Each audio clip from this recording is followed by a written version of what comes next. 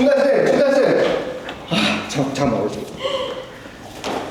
근데 제가 진짜 좋은 사업 아이템이 하나 생각이 나가지고 지금 중달생한테만 특별하게 지금 사업 제안을 하려고 제가 진짜 불났게 지금 문을 박차고 달려왔습니다. 제가 이유시장에 가보셨죠? 이유시장에 가면은 그 짝퉁 가방이나 지갑 같은 거 그거 많이 있잖아요. 퀄리티도 좋고 그리고 인기도 많을 것 같고 그래가지고 제가 이거를 한국으로 수입을 해가지고 와서 이제 팔면 어떨까? 중달쌤한테 지금 여쭤보려고 제가 달려왔습니다. 네, 아주 좋은 사업 아이템이라고 하셨는데 소미 학생분 사온 적 없어요? 한 번도 없어요? 와, 진품만. 진품도 없어서. 근데 이거 뭐 위험하다는 생각은 못 해봤어요? 위험할 것 같기는 한데 네. 그래서 제가 중달쌤을 찾아온 거 아니겠습니까? 사업적으로만 보면은 좋죠. 사업적으로 보면은 실제로 판매도 잘 되고 항상 이런 거 하셔가지고 돈 많이 버시는 분들도 주변에 많이 봤거든요. 길면은 한 3년 정도 돈을 잘 버시더라고요. 그 이후로 연락이 안 되세요. 연락이 안 되죠. 예. 아무래도 이제 명백한 지식 재산권 그런 위반 상품에 이제 들어가는 거니까. 얼마 전에도 저희한테 의뢰가 들어온 게 롤렉스 시계인데 한 글자만 다르게 해가지고 뭐 릴렉스 뭐 이런 식으로 의뢰가 들어오기도 하고, 뭐 예를 들면은 여기 있는 것들이 이제 하나씩이 바뀌는 거죠. 뭐 이렇게 되든지. 글자가 다른 것들은 당연히 짝퉁이겠지만 이와 같이 그냥 무늬나 뭐 아니면은 그 제품을 봐도 딱 그게 형상이 되는 느낌이 되는 거. 특히나 캐릭터 같은 경우는 다. 그래서 기본적으로 일단은 이런 것들이 이제 정품인 경우에서는 병행 수입으로 유통할 수가 있고, 짝퉁 같은 경우는 세관에서 일단은 검사를 하게 됩니다. 그래서 세관 검사를 통해 가지고 만약에 이게 짝퉁인 경우에서는 이제 적발이 되면은 이제 처벌을 받게도 됩니다. 그럼 세관에 네. 안 걸리면은 이거 수입해서 할 수 있는 거 아닌가요? 제가 운이 좀 좋은 편이어가지고 이제 안 걸릴 수도 있을 것 같아요. 그래요? 그쵸. 이것도 약간 어떻게 보면은 랜덤이라고 할 수 있죠. 실제로 그래서 여러분들이 보셨는지 모르겠지만 그 여행용 캐리어가 이렇게 나오잖아요. 혹시 노란색 자물쇠가 채워져서 나오는 거 못 보셨어요? 아니면 노란색 테이프, 봤습니다. 직접? 제 가방이었습니다. 왜 그랬냐? 저는 이제 몰랐는데 네. 제가 당시에 네. 해외에서 네. 이만한 망고가 있었어요.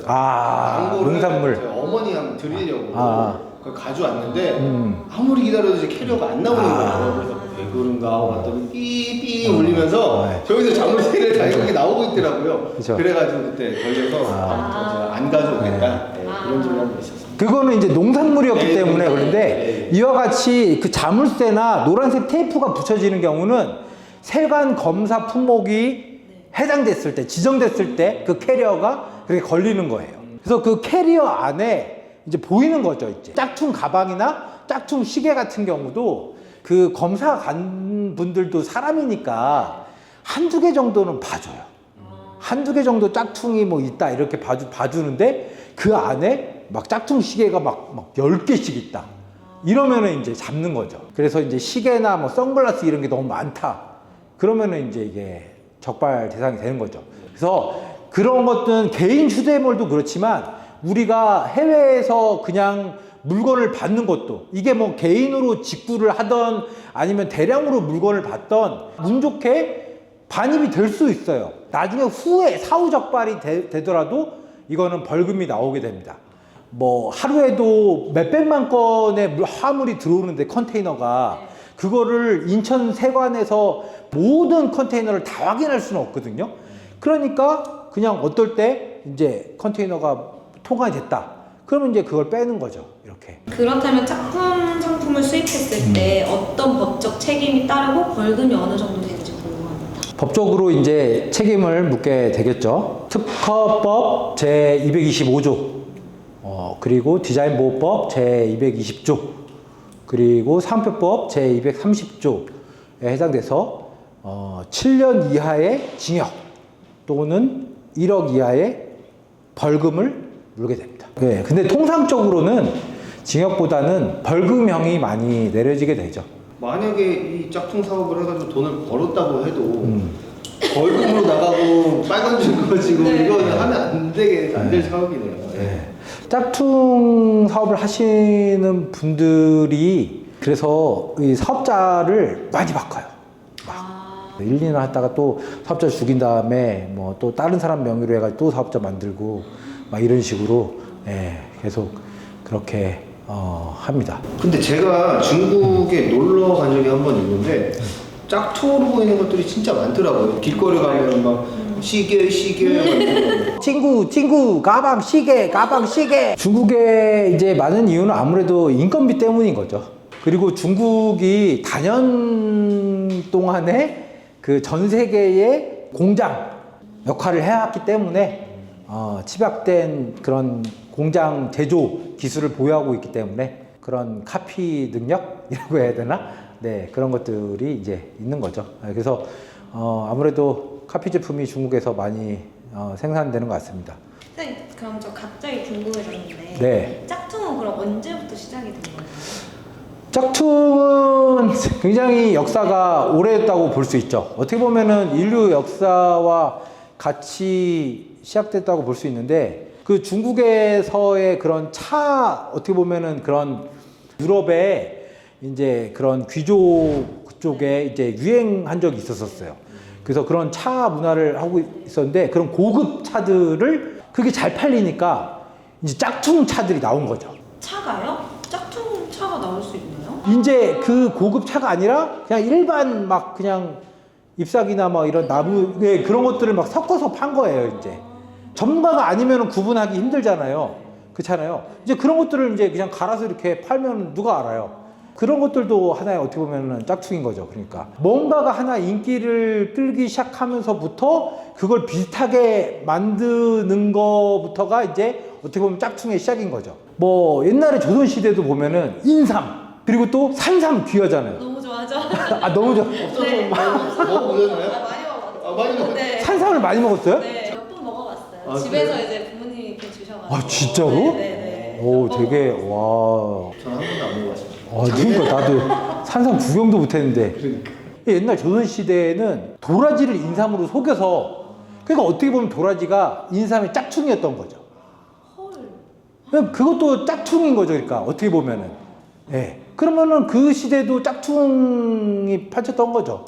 어떻게 보면 인간의 역사에는 항상 짝퉁이 함께하지 않았었을까. 90년대에도 보면은 한참 한국에도 나이키 짝퉁들이 많았던 이유가 나이키를 만드는 운동화 공장들이 굉장히 많았거든요. 생산하는.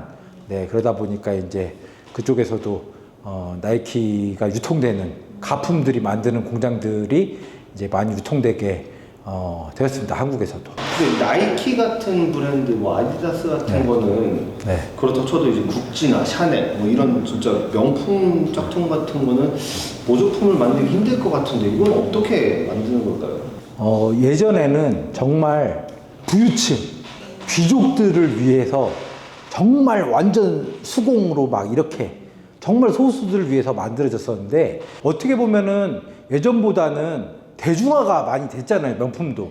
그러다 보니까 대량 생산 체계를 좀 갖췄습니다. 점차적으로 생산 라인을 넓히게 된 거죠. 그럼 위탁 생산을 맡기면은 이제 다른 공장, 외주에 있는 업체들도 그 기술을 만들 수 있는 곳이 늘어나겠죠. 그러면은 그런 기술력을 가지는 곳이 많아지고 그런 기술자들도 더 보유하게 되고 그럼 그런 기술을 카피하는 사람들도 더 많아지게 되고 예전에 어떤 프로그램을 보니까 카피하는 곳에 있는 기술자인데 진짜 명품의 기술자처럼 굉장히 심혈을 기울여서 만들더라고요. 예, 그 사람의 마인드는 거의 자기가 명품을 만들듯이 막 만드는 그런 모습을 봤었거든요. 그러니까 예전보다 퀄리티가 그래서 짝퉁도 많이 올라간 것 같습니다. 근데 그러면 소비자들은 왜 짝퉁을 원하는 건가요? 과시겠죠. 예. 요즘에는 또 SNS 아니겠습니까? 네. SNS. SNS 상으로는 솔직히 짝퉁인지 진품인지 모르잖아요. 그쵸. 예, 실제로 메고 있을 때는 티가 나지만 SNS 상으로는 잘 티가 안 나니까. 예, 그래서 그런 거 약간 보여지는 심리? 야시장 갔었을 때 진짜 이렇게 막 되게 많잖아요. 뭐 1억 넘는 시계인데 야시장에서는 뭐 한 10,000원이면 사는 거예요. 그래서 약간 다양한 그런 사람의 심리가 있지 않을까 싶어요. 그러면 앞으로의 짝퉁 시장은 어떻게 될까요? 시장이 밝습니다. 앞으로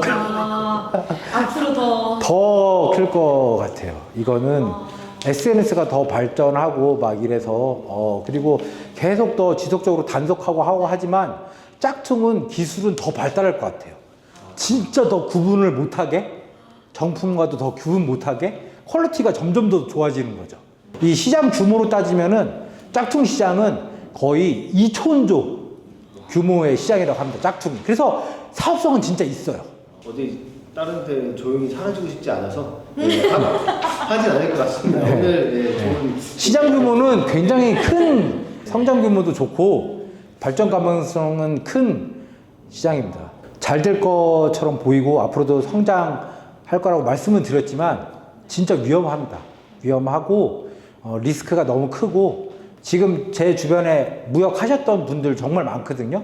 짝퉁 하셨던 분들 지금 다 연락 안 돼요. 동대문에서도 다 중간중간에 다 적발되셔가지고 문 닫고 벌금 맞고 사업자 날라가고 뭐 다 그렇게 하셨습니다. 사지도 마시고 판매하실 생각도 안 하셨으면 좋겠습니다. 대표님 차고 있는 시계는 진품이에요.